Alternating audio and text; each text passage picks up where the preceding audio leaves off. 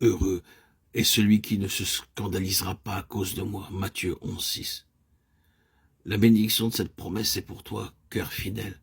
Tu as montré que tu aimais Dieu pour lui seul. Tu as montré dans l'épreuve que tu connaissais ton Dieu et que fortifié par la foi, tu pouvais te confier en lui pour qu'il agisse en toi selon sa volonté. Romains 4:20. Autrefois, c'est dans la joie que la bien-aimée exprimait son amour, que l'épouse exprimait son amour lorsque le bien-aimé manifestait sa présence. Maintenant, c'est dans la douleur, et bien qu'elle soit en apparence délaissée, elle emploie les mêmes expressions pour l'assurer de son amour.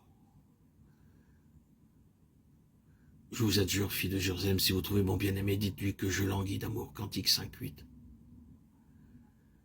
Elle a subi la terrible épreuve, et elle est demeurée ferme, ce qui révèle la profondeur de l'œuvre divine en elle, et que son union avec le Seigneur est inébranlable. Par elle, Dieu a été justifié. Elle a baisé la main qui l'a frappée, et elle a trouvé la volonté de Dieu, bonne, agréable et parfaite. Heureux est celui qui ne se scandalisera pas à cause de moi.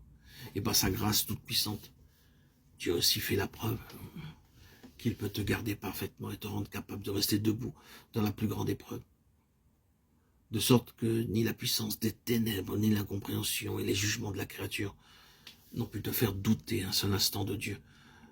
Tu as appris à compter sur sa fidélité, même quand il gardait le silence et que tu étais affligé de diverses épreuves. 1 Pierre 1:6.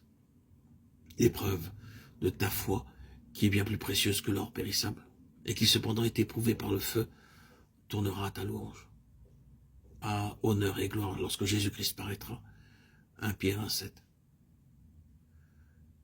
Qu'est ton bien-aimé plus qu'un autre? Oh, la plus belle d'entre les femmes. Cantique des Cantiques 5:9. Ces personnes qui représentent des chrétiens formalistes ou de véritables enfants de Dieu n'ont évidemment jamais eu la révélation du Seigneur glorifié. Autrement, elles ne poseraient pas semblable question à l'âme fidèle. Pour ces filles de Jérusalem, elle est encore la plus belle d'entre les femmes. Et elles ne comprennent rien à son épreuve, ni à la lutte qu'elle vient de traverser victorieusement. Elles ne comprennent pas l'angoisse où la plonge la moindre infidélité, ni sa crainte de déplaire à Dieu.